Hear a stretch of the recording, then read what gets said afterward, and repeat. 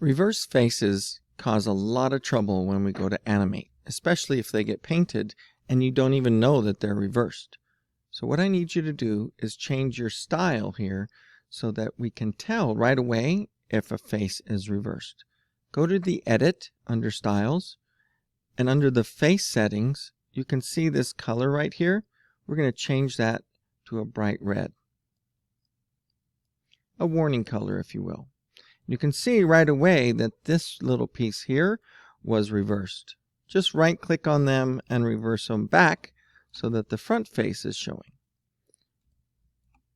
You'll need to review your house very carefully before you start saving it as a painted version, and anywhere that you spot those, you need to fix them.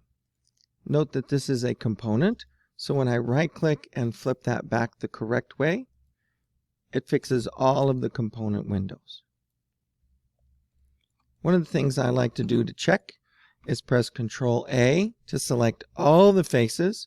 Won't do the windows because they're components, but the whole house, and flip it all inside out. This is another way to tell if there's a reverse face because it won't be red. And then you just either undo or right click and reverse them back the correct way.